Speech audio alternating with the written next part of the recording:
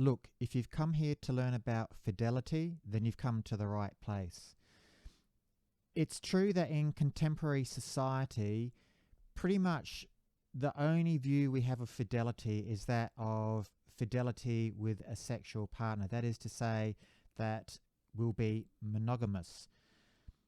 But as desirable as sexual fidelity is, what value can such a version of fidelity be if it sits alongside behaviours that are untruthful, unkind, or unloving?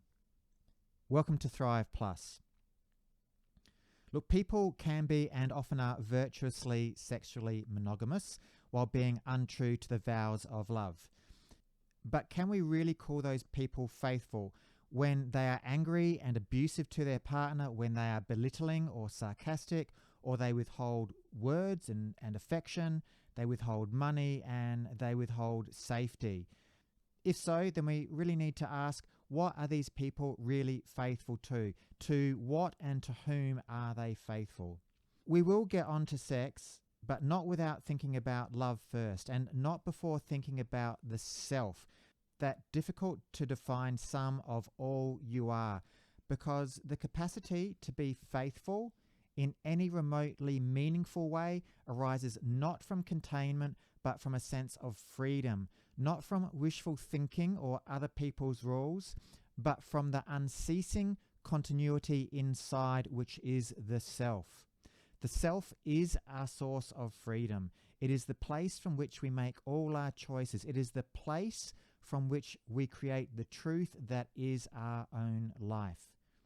Let me say this, that it is to the self first that we owe fidelity. I'm not talking about being selfish. I'm talking about having fidelity to ourselves first of all. And it's not in order to take us into that place called narcissism, okay? But it's rather to lead us out of that place. Shakespeare described this perfectly when he wrote his famous lines. He said, "This above all, to thine own self be true, and it must follow, as the night the day, thou canst not then be false to any man." Let me paraphrase that.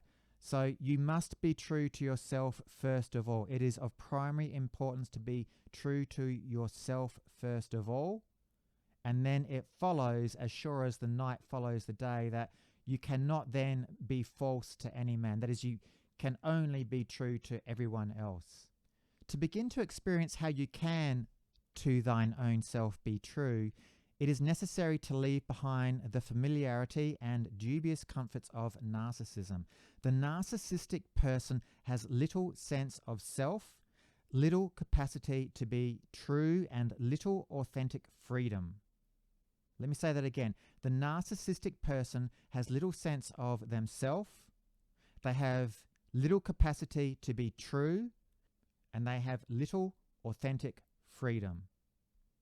To fill that emptiness of self, which can feel treacherously sad at times, narcissists gobble other people up.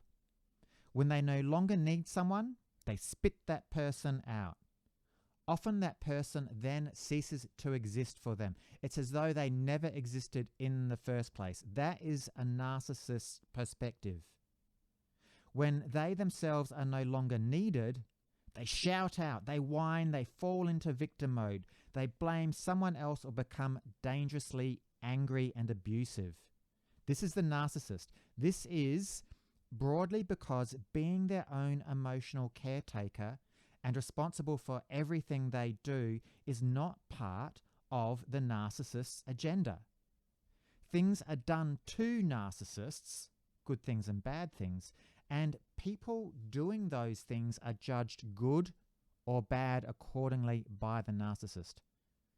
If narcissists themselves are abandoned or hurt, the person who has committed that treachery will not be quickly forgotten. But they will be forgotten. But they won't be quickly forgotten. That person will loom large and may with time loom increasingly large because narcissists harbour hurts, they harbour resentments, they nurse grudges, and often at the expense of more positive experiences. We were all narcissistic early in our lives, and had to be for our own survival. That is the case. That is a fact. We had to be narcissistic for our own survival. As infants, we took what we needed from our mum and we roared and we howled when our needs were not met. That's narcissism in a nutshell. And we were like that as babies, as infants. We didn't stop to consider our mother's needs, not once.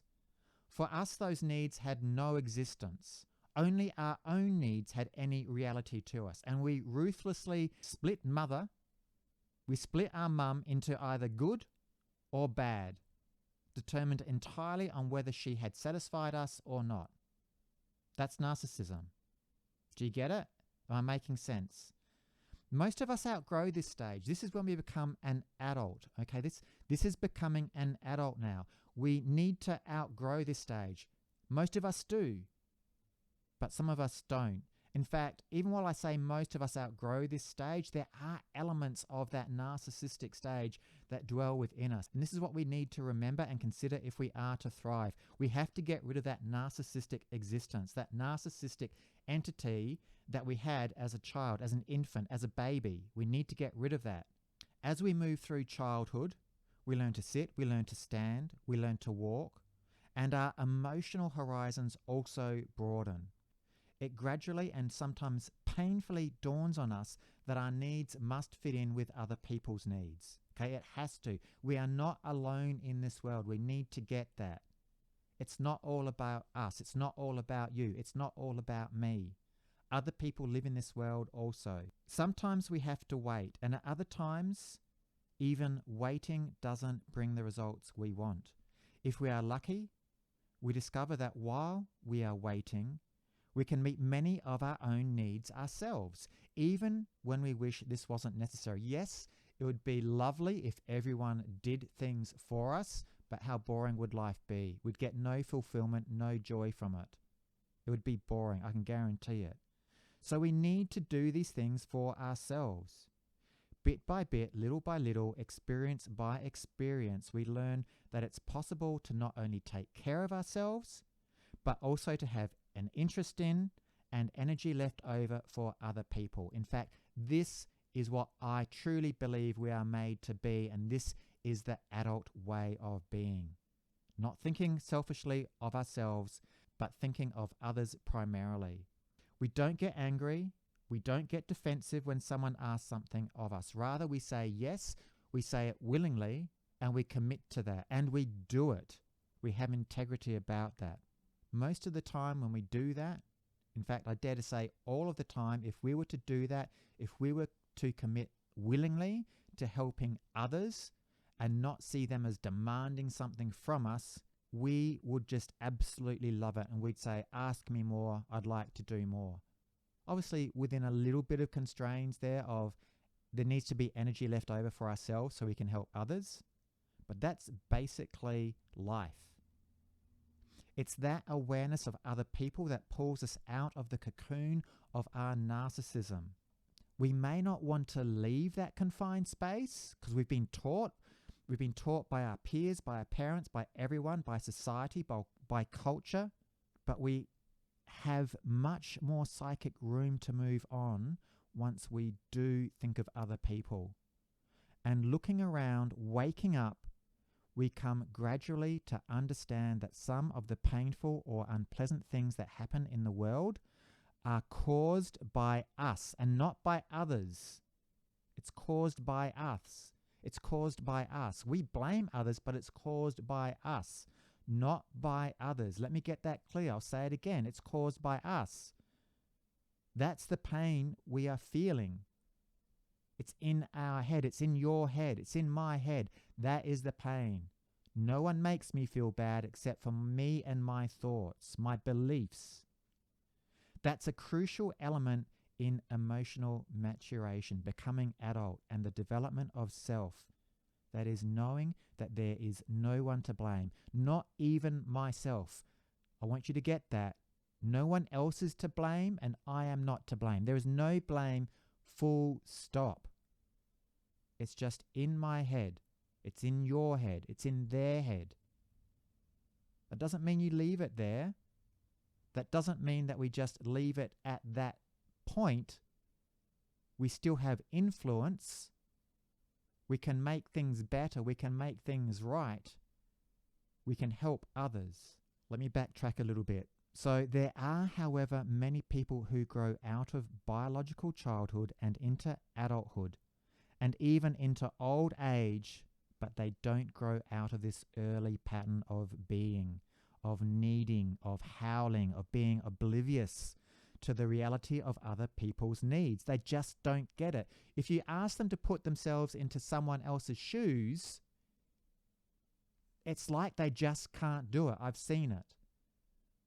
So what do you think that person is feeling or thinking? Huh? I don't get it. It's all about me. What are you talking about? That's what I've seen. Those people have not grown out of their childhood. They haven't learnt to be an adult yet. They're oblivious to the reality of other people's needs. They're smiling, they're charming when their needs are met, but when they're not met, heaven help you, nasty, angry. They'll hit you, they'll hurt you, they'll say things to try and hurt you. They'll turn people against you. They will lie, they'll deceive, they'll belittle, they'll do all of those things. Those people have not grown out of that narcissistic infancy. They have not become adults yet. Keyword yet. If this is you, listen carefully. Get rid of that narcissistic way of being. That person might be the most seductive person you will ever meet. They're charming. Okay? But if they don't get their needs met, heaven help you. They may cling ferociously and tyrannically to their relationships, but they are rarely likely to be faithful, not to others and not to themselves. And again, I'm not talking faithful in terms of sex. I'm talking about all of those other things I said at the beginning.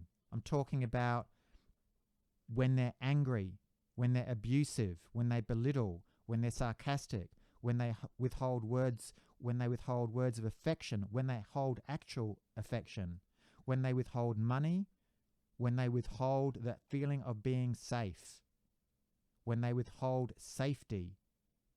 That's what I'm talking about when I say that they are rarely likely to be faithful, not to others and also not to themselves, their own word.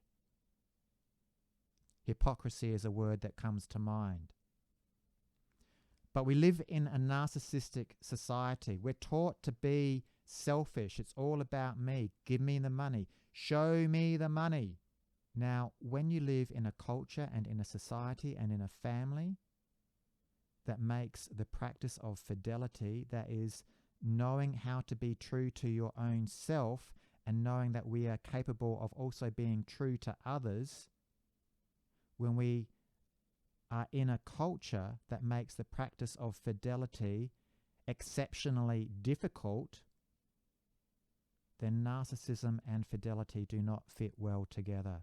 We are subtly and not so subtly encouraged by movies, marketing, advertising, and pop culture, which also permeate government and political rhetoric, to regard each other not as precious people, as precious entities, as precious selves, as precious beings, deserving of respect and trust, but rather everyone is regarded as an object for consumption, as an object that will serve me, not me serving them, but of them serving me, of them serving you, of everyone else serving us. That is what our culture teaches us.